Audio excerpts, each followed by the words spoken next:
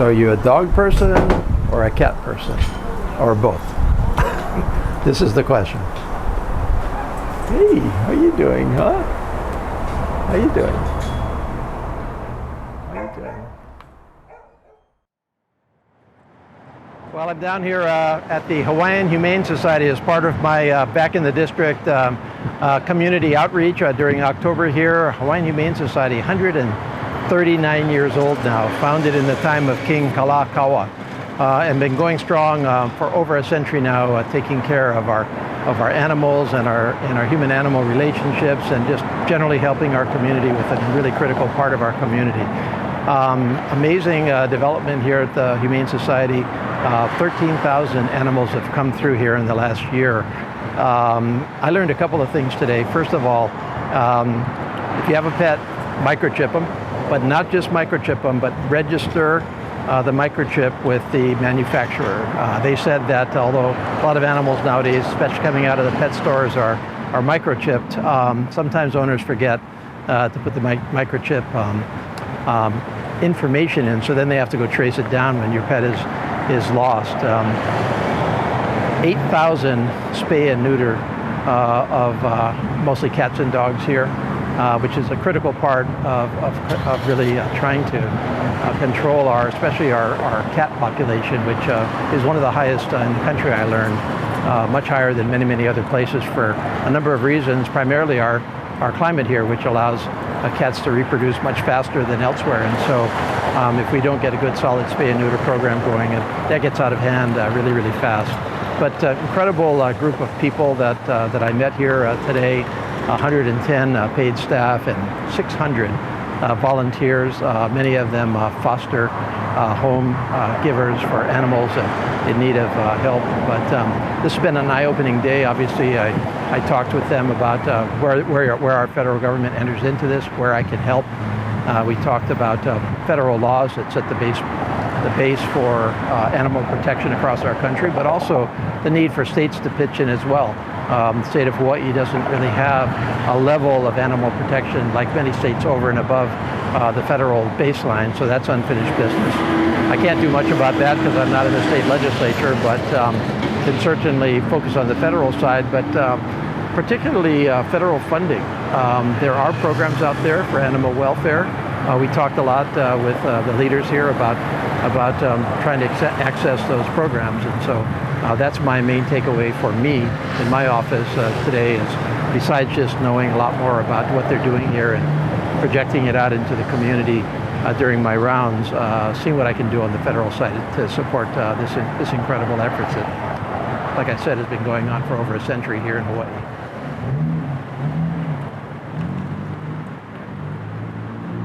So there's the Humane Society of the United States, right, but they're their own organization, so they do their own thing. They do some granting and support, they do disaster relief, a lot of different things across the country, but they're not like the umbrella of all humane societies. Do they do congressional lobbying out of the Humane Society? Yeah, they do so that's where I encounter them. Yes, yeah. Okay. Yeah. I mean, in addition to the many people that write me from my district, which is right. many. I bet. And you guys, of course. Yeah. We stay in touch. Yeah, HSUS has a big lobbying arm. Yeah. So yeah, that's probably where you've encountered a lot of them. Yeah, so we can this way. So we get animals in from people that find stray animals or people that can no longer care for their own animals. We also transfer in from some of our partners as well. Mm-hmm. And we transfer out to some of our partners as well. So who are your partners? So we have what kind of partner? So like Hawaiʻi Humane Society, we transfer some animals in. Big Island Humane Society. We have some local rescue groups that we work with pretty closely. So we're pretty full right now with dogs, and you'll see that as you're walking through. And so we actually asked them to come over and see if, do they have any room in their foster program to take some of these dogs and foster them through their programs, which is helpful. And then when we have opportunity to help them, we're going to do the same thing. Yeah. Do you get direct federal funding at all? We have tiny tigers, which we can deal with. We just passed out of the U.S. House our big cats bill. Yes. Oh, fantastic. I actually went down and argued it on the floor, or led the argument on the floor. Thank you. So it was pretty interesting, not just to pass it, but to have my opponent be down there. So we were debating a lot of this stuff. Interesting. And it was amazing. What happened to me was I underestimate the involvement of people in these issues, because you know, I do a lot of stuff in Congress, and I'm never quite sure what's gonna. But that particular, being on the floor giving that speech, I got so many calls from like weird places across the country, even the world. They were watching the bill, you know, and I mean, the bill moved through, and so I was like, oh, who's this guy from Hawaii? In case we're going to type him and say something. Pro and con, by the way. It's like, wow, I'm a public figure. I think you already Yes, you are, sir. Not outside of Hawaii. I'm talking about like in Montana, and, you know, Cincinnati. And That's so funny. That's good. well, yeah, Cincinnati's progress. not the right one to say. It's Bengals, right? You don't want to go there. They're True. very passionate about their tigers. Detroit. Yeah. So we have a couple of ice. Hello. Hi, guys. Hi. I'm Congressman Case. I'm just here to check out what's happening. Hi, nice to meet you. What are you guys doing today? So we're just working on some intakes. We get a lot of animals in every day, and then we have to put them through our system. So we do, you know, all of their breed, their age. So these animals already came in that you're working on? Yeah. Friend over there had a fever today and was a little bit sore, so we just put her on some fluids and gave her some pain meds, and she's kind of just chilling, chilling and relaxing. She's gonna go for a walk. That's great. So a lot of different. Can I come behind you, or is that okay? Oh yeah, of course. See what you're looking at? Yeah. So I don't think he's got any ringworms, so he doesn't have any really concerning hair spots or anything. What are you looking for? Can I move this? So the hair will actually turn like bright apple green. Okay. Really? Yeah. Because of why? It's like the spores of the fungus produce something. I don't know exactly what it is, but it ends up making it fluoresce in ultraviolet light. Yeah. Doesn't work all the time, but when it does, it's kind of a slam dunk. So that's convenient. Right, you're like we know for sure. Pinkness. Is that pink belly? Oh, actually, you want to flip the light back on? Oh yeah. Oh, thank you. Thank you. I appreciate it. Pink belly. I mean, you have a pink belly compared to your white fluffy belly, but I think you're okay, buddy. I think that's just your nipple. It's cute. What does pink mean? I don't know if they were worried about it, but I think it looks like normal. Normal cat skin. I'm not worried about you, buddy. Pronounce you okay, right? I pronounce you okay. Yeah, you're fine to go. We always love those ones. We'll make sure your culture's fine. The Looks like these little guys just came in, so they're giving them a flea spray. They're going to deworm them, and they're going to vaccinate them, and then make sure that we have unique identification numbers for each puppy, and they get collars and pictures taken. And then these guys are little enough; it looks like they may very likely go to a foster home for a little bit before we do surgery. Because they're just too young, or Exactly. So we want them to be at least 8 weeks old and 2 pounds for either dogs or cats to have surgery and then go up for adoption.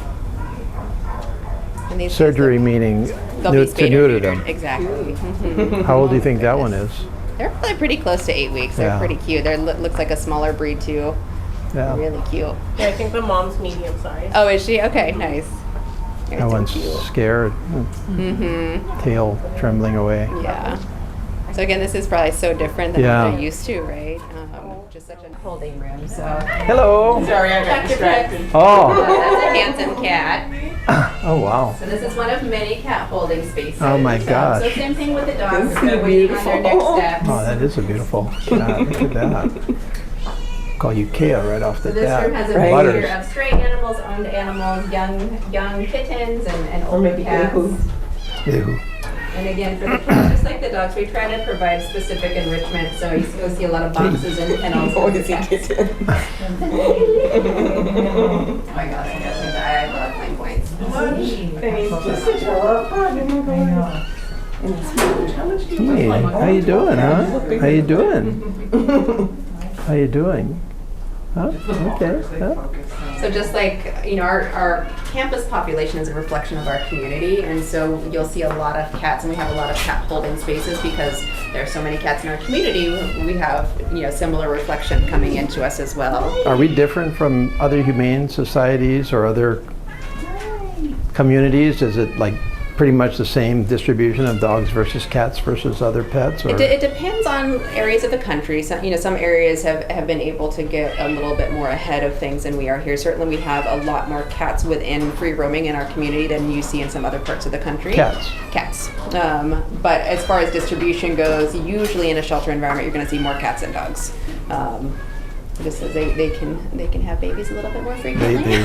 They reproduce faster and just broader. the value of cats, right? We tend to, as a society, value dogs a little bit higher than cats, and that's reflected in the numbers of cats and kind of what you see in your different communities. But the key really is spay-neuter. That is so important. The more we can spay and neuter, the more we can decrease that population over time, which is the goal. Because right now there are more animals, more cats and dogs than there are homes, right? Which is why shelters exist in the first place. So if we can kind of help curb the overall population, we can reduce those numbers and have better outcomes for everybody. Okay. We are very grateful. Thanks to the. What is the name? What are you? Kona? No. She's Kona. Chicola. Happy. Happy. Hey, happy.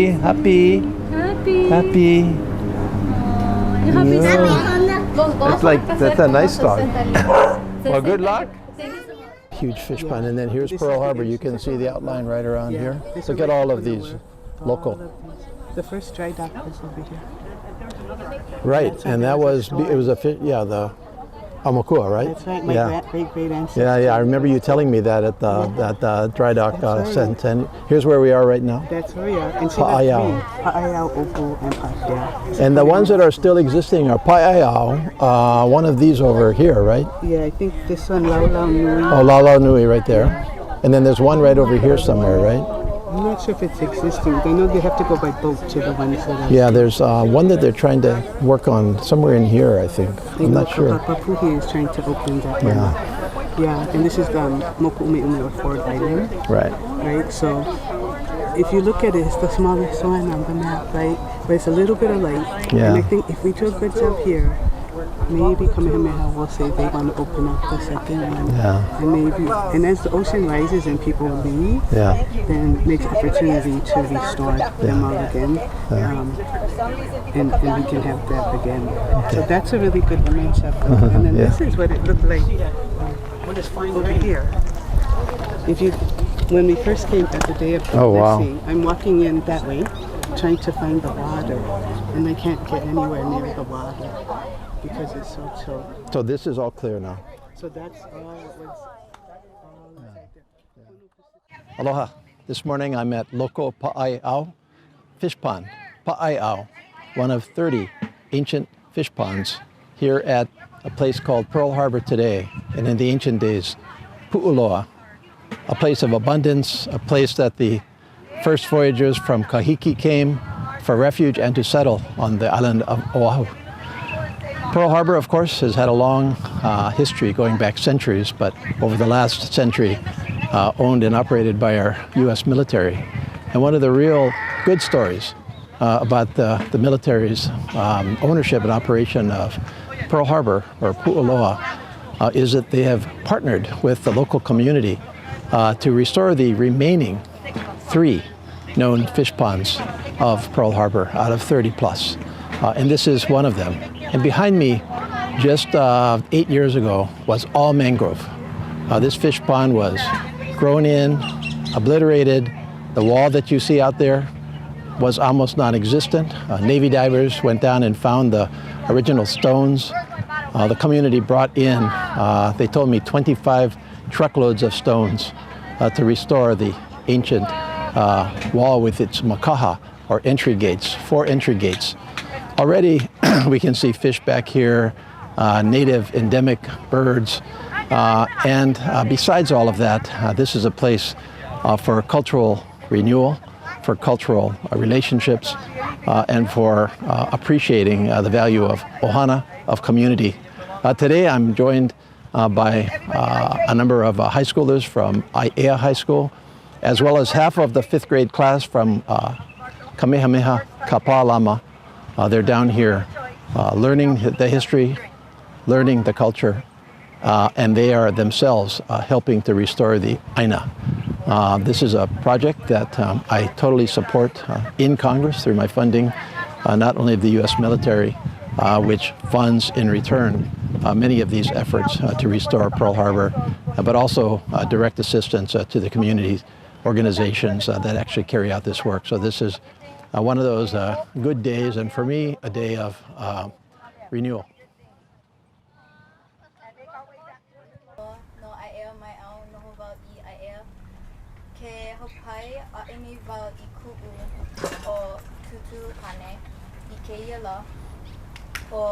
Urban Mappa Konainoa. Aloha kako. Aloha. O ala kai kui kupono ko ino. No hono uli mai au no ho wau I hono uli. Ke hapai a e nei wau I ku'u tutu I ki iala o miakusua konainoa. Aloha kako. Aloha. O kiana ko inoa no ea mai au no ho wau I manana. Ke hapai a e nei wau I ku'u o Kapuna hine o Tomi Katan Konainoa. Aloha kako. Aloha. O Keli Ilani ko inoa no I ea mai au no havau I ea. Ke hapai a e nei vau I ku'u ana ke I ke iala o hulia kili I kili Konainoa. Aloha kako. Aloha. Aloha. O Kaiulani ko inoa no I ea mai au no havau I manana. Ke hopai a e nei wau I kupuna kane I ke iala o Daniel Rodriguez kona inoa. Aloha kako. Aloha. Aloha. He mona lani ko inoa no I ea mai au no wau I Salt Lake. Ke hopai a e nei wau I ku'u kupuna kane ke iala o Herman Ayo kona inoa. Hi guys, I think they did. Not bad. Yeah.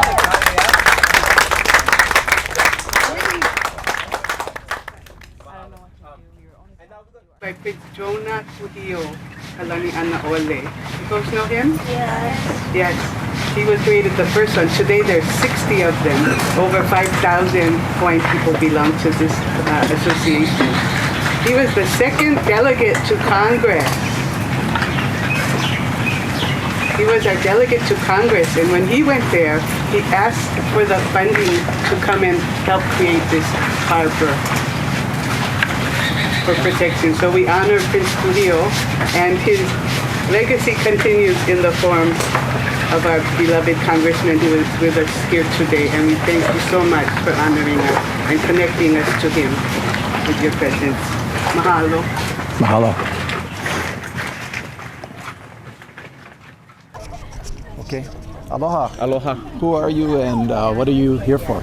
My name is Keola Kalani. I'm a Aya High School Hawaiian language hula teacher, and I'm here to have brought my students down from Halehaʻola Kanaka Cultural Institute, where we practice character building to welcome our 5th graders from Kamehameha schools to participate in Aloha Aina and Malama Aina work here at Pāʻaiau Loko Iʻa. Why is it so important to do it here in particular? Ia, of course, is not too far from here, but what do you want to educate your students in by bringing them to this special place? Pāʻaiau is because of Queen Kalani Manuia. She cultivates peace, kindness, love, and mercy. In a nutshell, she cultivates aloha.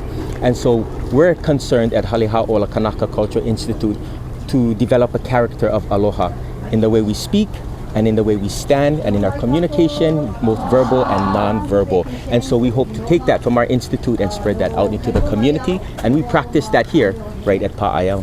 And you are a Department of Education teacher? I am a Department of Hawaii Education teacher, yes. Right. How long have you been a teacher? I've been a full-time teacher for 5 years, but I've been at Aya High School on and off in many capacities since 1999.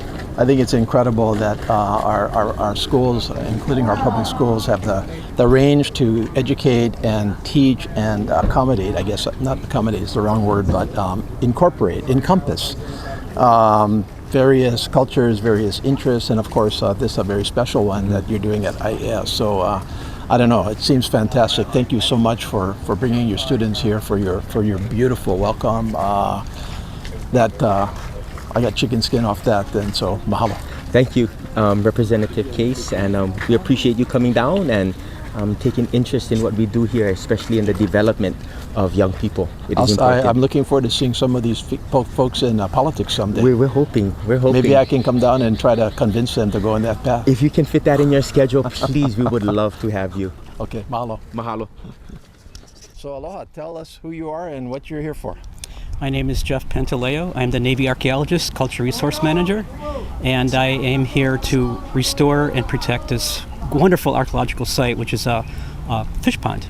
It dates back about 400 to 500 years ago. Mm-hmm. Yeah, so Jeff, we've worked together for quite a while here, and I want to recognize up front that I guess if you were to look at Western legal systems, we are on Navy land, and we are on federal government land. However, I think the Navy has always recognized the cultural significance, the historical, archaeological significance, but also the place that Pu'uloa has in the hearts of the indigenous peoples of Hawaii, the Native Hawaiians. And so, as their representative, I thank the Navy for understanding that. You're welcome. Thank you so we much. We try to accommodate both persons' legitimate concerns, and this is a good example of how it can work. But tell me about your work here. How long have you worked here first? Well, I worked for the Navy since about 2012. Before that, I was with Hickam until the Joint Base, then they moved me over to the Navy. Right. So altogether about 14 years. Right. And how long right here at this? This started in 2014. Right. So basically what happened is a project came across my desk. They're going to clean all the mangrove around Pearl Harbor. And I knew that there was an archaeological site here. I knew it was a fish pond that was recorded in the 30s. I didn't know what kind of condition it was in. So I crawled out through here, and I did find the wall. I did find the makaha, which is the gate. Right. But it was covered in a lot of soil. All mangrove. Right. The mangrove was 20, 30 feet high.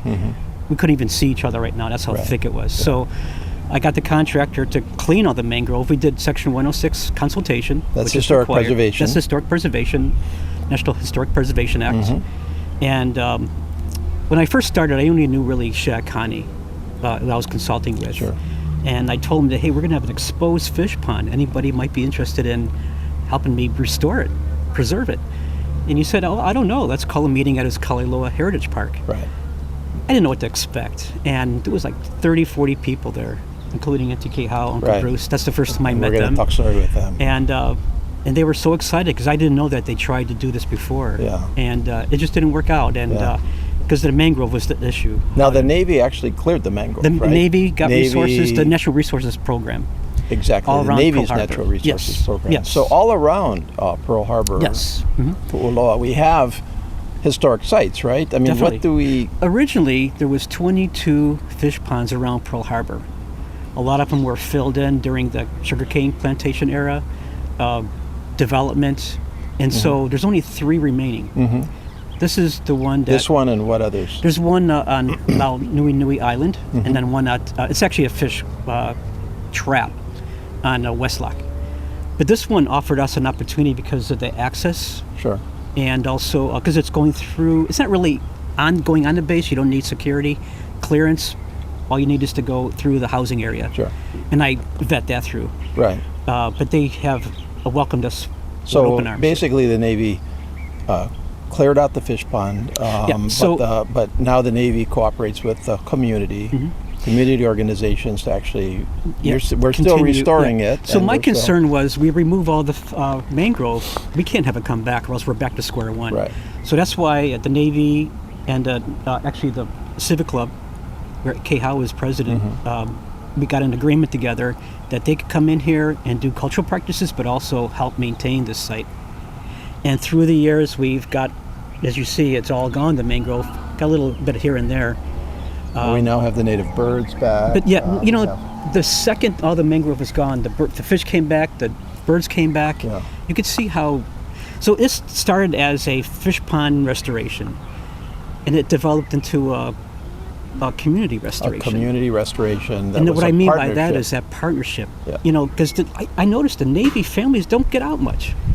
And the Native Hawaiians don't meet them because there's that gate. Do you have that separates meeting them. here? Do you have the Navy Yes. families, the military families from McGrew Point? Do they come down and help out? A lot of the kids here are homeschooled. So they come down here and part of their curriculum. Oh. So it's and you saw AA come down here. We have Right. Hickam Elementary come down here. Kamehameha Schools, Damien, because my kids went there at one time. Right, I see. And so it's just, I never solicited one thing. Right. They just hear about it. Right. And now we're at a point where we're going to finish the wall.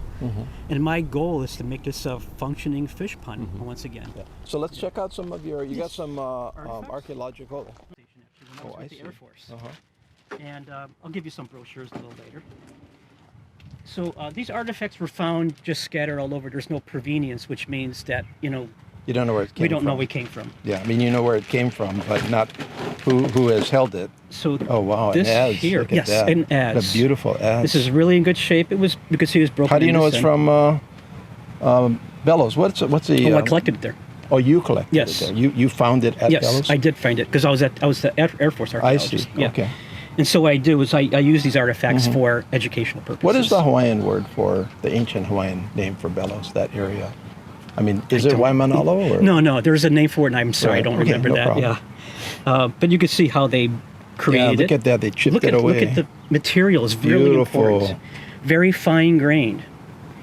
And This is basalt. This is basalt. And where would it have come from? Where's the quarry on this island? So there's a Waimanalo quarry. there's Waimanalo a basalt Waianae, quarry. But one of the best quarries in the world is on top of Mauna Kea. Oh yeah, we know that. And so a lot of the archaeologists are sourcing so they could find out if this artifact was Is made. that from Mauna Kea? No, it's not. Okay, it's from Waimanalo. It's from Waimanalo. That's correct. This one's a little more cruder, but it is an artifact. Sometimes it's a little hard to recognize. Is this a It's a hammer. for fishing? It's a hammerstone.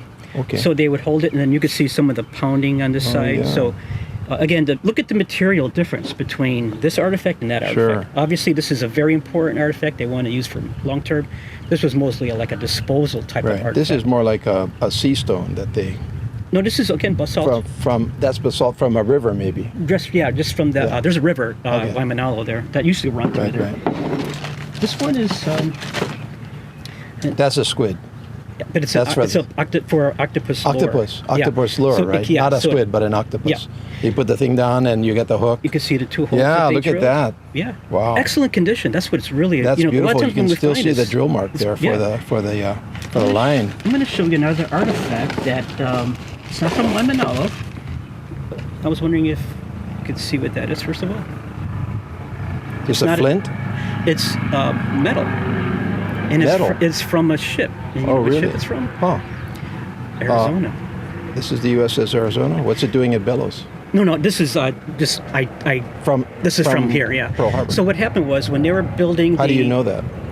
Okay, so it's kind of a long story. Sorry, but when they were building the monument over the Missouri, Sure. for Arizona, it was sticking up out of the water. Mm-hmm. So they cut the top off and they threw that portion of it on Waipio Peninsula. I see.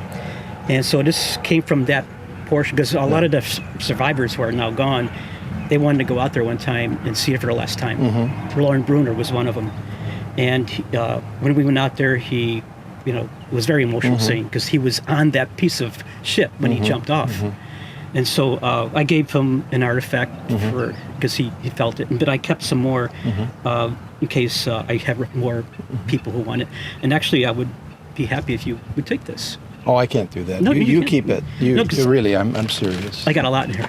Oh, And the thing is, it's deteriorating quickly, so we're trying to find. okay. Yeah. I will put this it is in from my. the Navy to you. I will put it. Oh, thank Yeah. you so much. Uh, I will put it in my office, and but so we just need to make sure that we have the provenance. And yes. okay. I'll give you more information. Okay, as we I go got the along. story. But I brought this specifically to hand to you Thank because you so much. That's I know real- you do a lot to help us to preserve and protect the remains, not only Native Hawaiian, Right. but also the military, because there's a lot of military history associated with. Thank you so much for that. So Let's start by who you are, please. My name is Jagger Novak. I was a volunteer that helped out with the Holly building and the fish pond about winter of 2018. Or- How did you come to this, to be a volunteer here? How did you come to my be? classmate, Robert, his mother was a good friend and classmate of Auntie Kay Howe.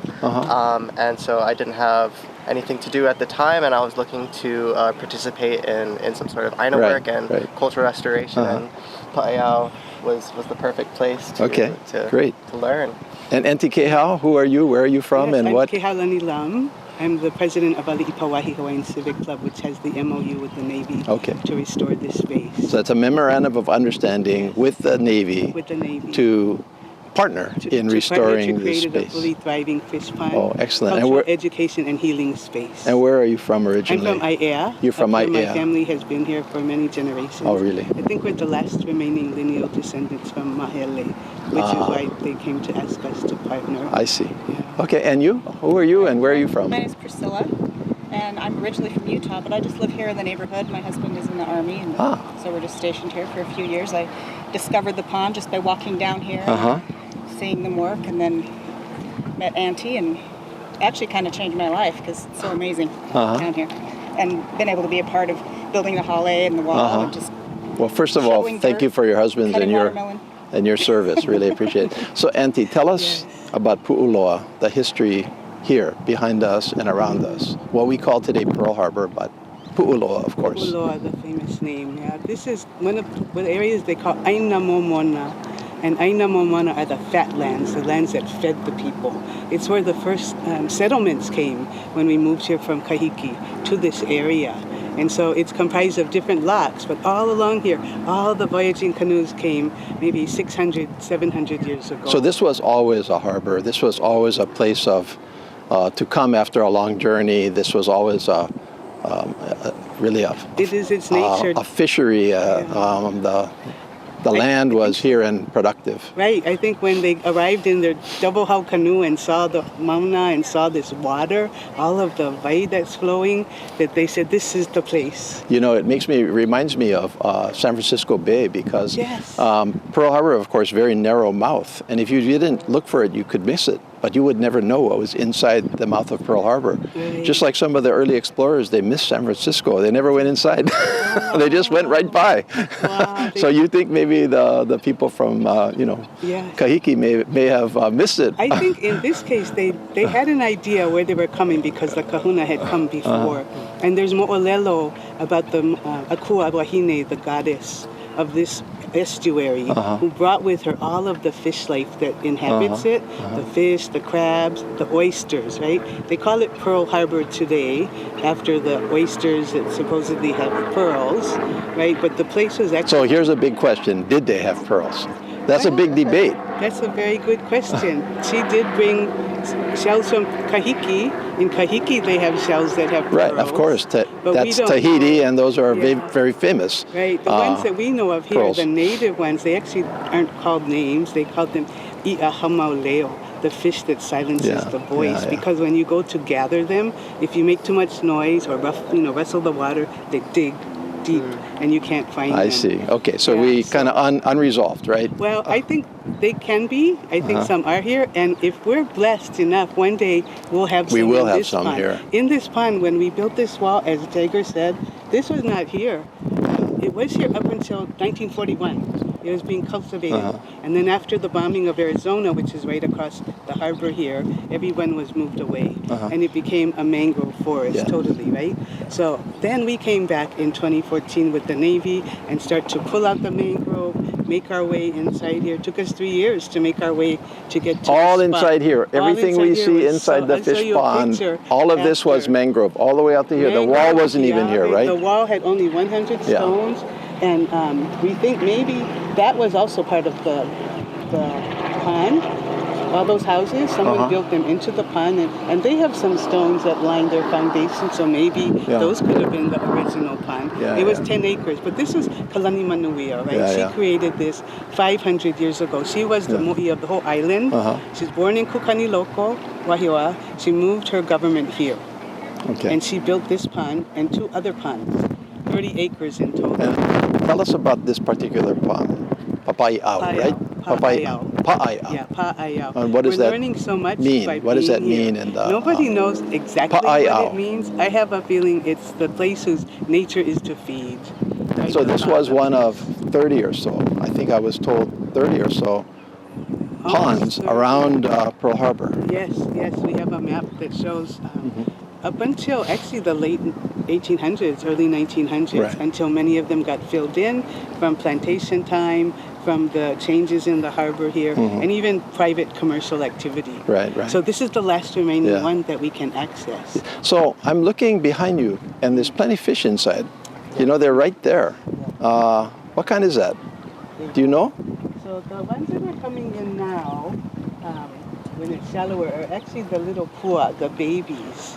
Yeah, they're staying close to the wall. Yeah, yeah, because yeah. they don't want to get in the way of the bigger fish. Right, We right, have right. All But- kinds of fish. We have native fish, like papio come inside here. You have a holy in I've here? heard a holy outside. Oh, there's one that just jumped Yeah. out there. That's the Somebody's So somebody's hunting out there. yeah, they're trying to show off for you because Yeah, they yeah, love yeah, you yeah. so much. So they're saying, here I am. Yeah, so the ama is what is really famous inside Pu'uloa. Yeah. People have, the mullet. The mullet. Sure. They spawn outside, they come Yeah, inside yeah. here, then Because they this leave is the harbor. brackish, right? The water is a little bit brackish in here. Yeah. Okay, well, Nehu, though, is another Oh, one. nehu We in- believe that nehu used to be oh, here. yeah. And nehu, the queen would have used the nehu as a bait to catch aku. Yeah. One small canoe of nehu can catch 400 aku Yeah. in the ocean. tell me a little bit. I understand you're the master of the restorer of this wall Definitely here. no master. I mean, well, first of all, it's pretty awesome restoration. You look at it and imagine that it wasn't even here, and now you know. So do you have to? You're going to make it into a working fish pond. You have to keep going, right? Yeah. So you can see kind of that blue one's out of place, but the floaters are they put some indications of where there are still stones. So to the best of our knowledge, the pond went this way and then took a turn and lined up where those mangroves are over there. Right. So yes, eventually. And that's where the gate was, over there. There's several makaha. Here's a makaha. Here's a makaha right there. Yeah, that's a new one. We just yeah. made that one. Okay. There are 4 actually, totally. Yeah, so once we get some extra hands and we have the stones out in the back, we can start. Do you have enough stones to finish? No, we're going to, hopefully with the help of the Navy, we're going to enclose it fully. We're going to build a wall all the way around like there used to be, all the way around.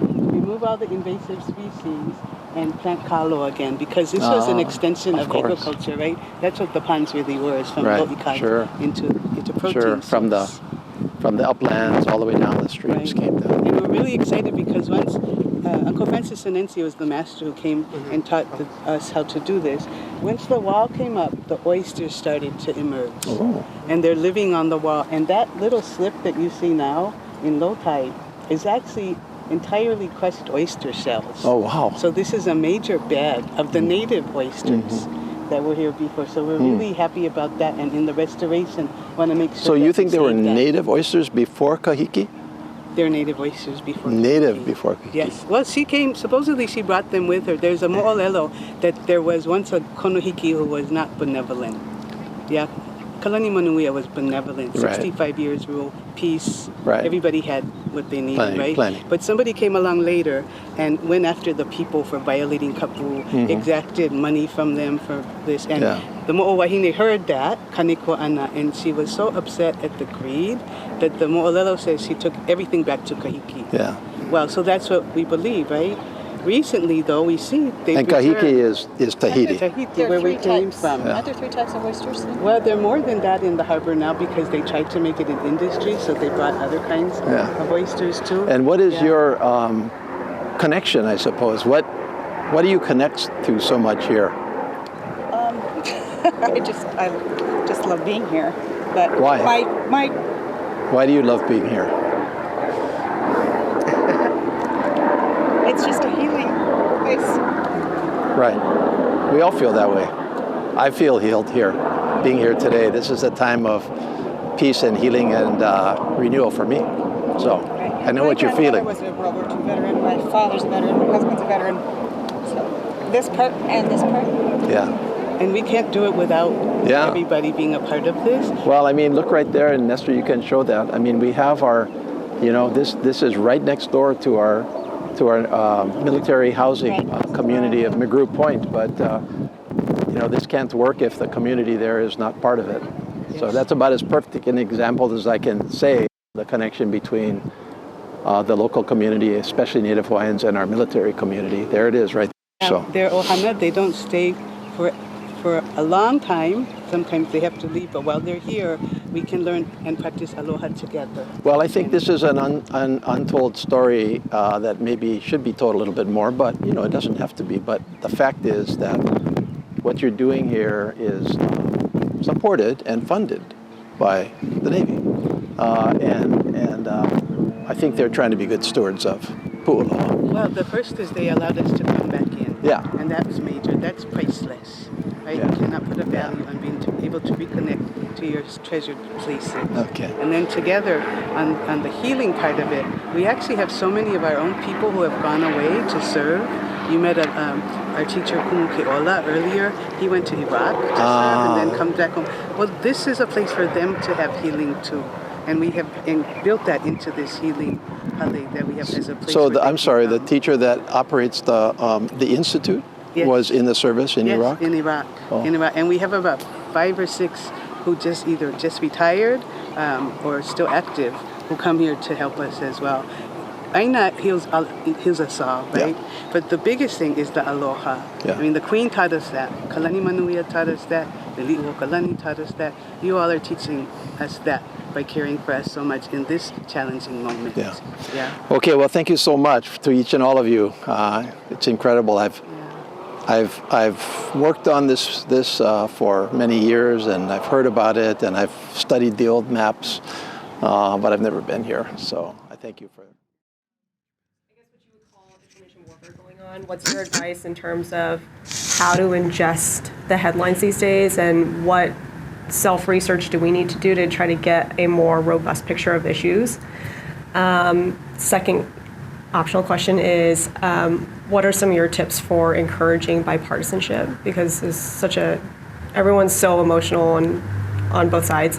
And third part is, do you have any comment or perspective on the political makeup of Hawaii too, where some of us would say it's heavily balanced to one side, and how do we maybe try to have a more balanced kind of political system here? Let's see, information warfare, you gotta go out and get your own information. Resist the temptation to rely just on one cable station and one news source, because as far as I can tell, almost every single news source now has some bias to it. So it's very, very hard. For me, as just my own example, I read The Economist every week because I find it to be the best independent, objective. They've got their own biases, but quality reporting on national, international issues. Now, if you're trying to do Hawaii, no, they don't do Hawaii, but they do great reporting on the United States, on the Pacific, the rest of the world. It's laborious sometimes. Sometimes I'm like, oh God, I don't want to read this again. But you know, that's where, and there are other sources of that kind of information. And I don't limit myself because I'm a Democrat to MSNBC. I watch Fox too. I want to see what they're saying. And so I look for information. Here in Hawaii, it's really, really tough. I read everything I can. I watch, I listen to public radio. I read Civil Beat. I read the Star Advertiser for what they have in there, which is not a whole bunch anymore, which is a tragedy. The news stations, not really. I kind of skip through those. So I'm not purely there. So you have to go work for it. And you do what you're doing with me, right? Go find a bunch of people and talk to them all about the same issue, right? And then sit down at the end and go, what did you actually hear? What did you actually hear from that?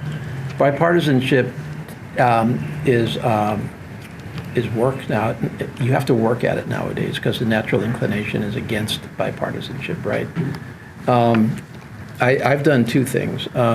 First of all, I'm a member of a caucus, very interesting caucus, which doesn't have a whole bunch of publicity in the U.S. House, which is called the Problem Solvers Caucus. Problem Solvers Caucus is what it sounds like. Caucuses are organizations of members of Congress that unite for a particular purpose. And they're floating, so you can belong to various caucuses. You don't always have the same members. It depends on the issue. Like we have a U.S. Philippines caucus that focuses on the Philippines and our relationship. We have a Pacific Islands caucus. We have a pro-choice caucus. We have blah, blah, blah. So the Problem Solvers Caucus is bipartisan by definition. It has to be one Democrat, one Republican that enter at the same time. So it's always an equal number. The rules are that issues are taken up by the caucus on a 75% vote. So that has to be a supermajority. Endorsements are on a 75% vote. So any one bill, any one position, supermajority. Once you get to 75%, every single person commits to voting for that on the floor, no matter what the pressure. And finally, interestingly, you cannot go into the district of one of your Problem Solvers Caucus members and run against him or her. You cannot contribute money. So there's, for example, right now a race in California. I really like the Problem Solver Republican, and I really like the Democrat. Now, my party says I should go support the Democrat, right? That's a one seat in a pretty close. I can't, and I won't, and I don't want to, because I value the problem solvers more. The other thing I'm doing actually in just a couple of weeks is kind of interesting. There's a nonprofit out there that believes that the biggest problem we have is just not sitting down and trying to understand and communicate with each other, which is actually the biggest problem. There are too few opportunities to do that. And by the way, this is an area where you can facilitate, why not, these kinds of difficult discussions. So what this one does is it pairs two members of Congress, one Republican, one Democrat. It sends each of them to the other person's district for a couple of days to live their life, to see their world, to talk to their constituents, to try to absorb what they're concerned about. My partner is, I always love seeing the jets take off. I got to do that once. That was the best thing about being a member of Congress to date in whatever number of years it's been. They took me for quite a ride. Chris Stewart from Utah, he's about as conservative as you get. I mean, he's, all kinds of conservative. But I went to his district, wandered around, talked to, his constituents. Why are they so supportive of Trump? Just honest discussions. And they got to talk to me too. So I'm bringing him here in a couple of weeks, and I'm running him through Native Hawaiian charter schools because I want him to understand Native Hawaiians. He has no clue about Native Hawaiians, right? I'm taking him to, obviously we're going to cover the military and the intelligence side of Hawaii, but I'm educating him on natural resources that he doesn't, he's not really a natural resource guy. So those are two ways to do it. Against all of these, vacation rentals, and I get it. If you buy a house and you want to be able to afford the house, why wouldn't you want to use it for a commercial purpose that generates 10 to 20 times the rental you can get? Like a $2,000 rental turns into $20,000 a month. I mean, why not do that? It drives up the market. It takes houses out of circulation. And so this is one of those classic policy government fights that needs a resolution. And I agree with the resolution. Now, it's a tough resolution. The people that own vacation rentals, they don't like it. They're suing in court. But that's a single issue that is just ripe for getting your hands into and trying to influence. I'm not saying it's your issue, but certainly it is one of those issues to cut your teeth on as far as influencing government. And a lot of the people that influence government, they eventually say, as I did, I basically said, hey, if I'm going to be involved in government, if I'm going to try to influence government, I want to be the decision maker. I don't want to be there asking somebody else what to do. I want to be the person. So, hey, back to the point, go find some people that care about the things you care about and support them for public office, or do it yourself. I think we see that too from the chamber perspective, right? Because we have, I used to work for the chamber as well, so from representing the chamber, being the voice of business, there's so many voices within the voice of business. Yeah, I mean, the chamber has always had a split personality along these lines. No, I mean, I've been working with the chamber for 40 some odd years, and the chamber has always had a split personality. And every time you start having a conversation, why don't you guys be more assertive about what it takes to actually create a good business environment? that, by the way, will translate into better opportunities for everybody. And the answer is always, well, you know, we don't want to really rock the boat that much. I don't want to blame it on any one person, but I'm summarizing 40 years here. So frankly, I think the Chamber, I've always believed that the Chamber should be more assertive. I have a question. Thank you very much. And I'm almost out of time. I am out of time, so power it. Last question, which does rely to, or go back to the young professionals. As a young professional, someone in the community and just representing the YP program, the YP program, what do you feel we need to be aware of? I mean, you see here that we surveyed our members. We have 78% cost of living, 75% cost of housing. You know, we have established a committee to really be the voice for our young professionals. What are the steps that you feel, and again, I'm deferring, right? But what are the steps that you feel that we should be taking to be not just educating our members, but getting them more involved in the process? Well, you do have to pick one or two areas that you want to focus on. Don't try to do everything. You're too small. You will find, if you haven't found already, that people in Hawaii are oftentimes alienated and discouraged, and so they don't automatically engage in advocacy in these. We live in a very Asian culture. The nail that stands. Yeah, I mean, part of it is that I give you that's part of it, but I think part of it is also that we've just had a stagnant political environment for so long that people feel it's immovable, and I didn't find it to be immovable. I got things done in the state legislature once I decided not to be not to be worried about sticking my head up anymore and getting hammered, which I did. But then again, if I hadn't have done that, I wouldn't be in Congress. So I guess there was a side benefit of that. Or maybe not, now that I think about it. So number one, pick a couple of issues. You've got perfect issues. Cost of housing, what can you do about it? Business environment, what can you do about it? What actually are the real, tangible, realistic alternatives from diversity? I hear so much about diversity. I mean, I'm sick about hearing about it because half the time it's like, oh God, that's not, come on, let's get real. But there are things we can do. So that's 3 issues right there. Educate your community, expand your networks. There are other people out there that care about the same things. Find them, interact with them, build a base that you can then project influence into the environment where those decisions are being made. Some of those decisions are being made with your colleagues in business. Some of those decisions are being made in the state legislature, the governor's office. Get yourselves together and start engaging the legislature. And get your sense of who you like and don't like, and then get involved politically and support the people you like and kick the people out that you don't like. There you go. Thank you. Thank you. Okay, thank you so much. Appreciate it. Good luck. Thank you so much.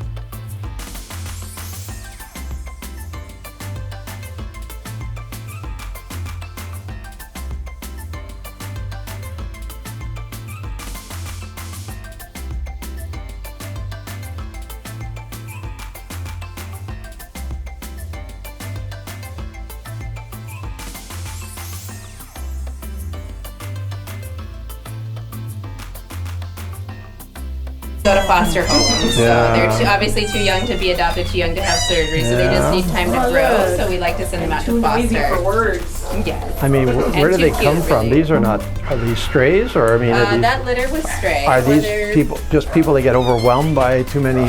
It could be. Cats, You know, sometimes people, right, they're embarrassed about their situation and may say, I found these as a stray, when maybe they're actually their own animals.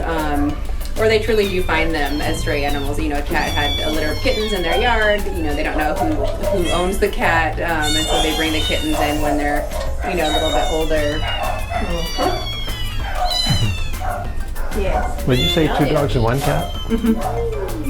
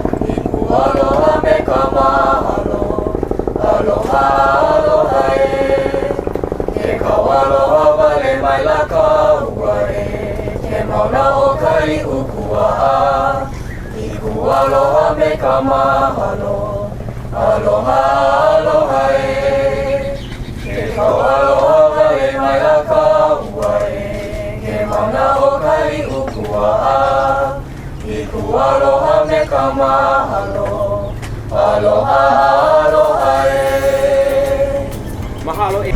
More things to do to Kiawe. I'll show you on this side. And plant more native plants, right? Right. So they got this guy going. Oh, these look nice and healthy. Yeah.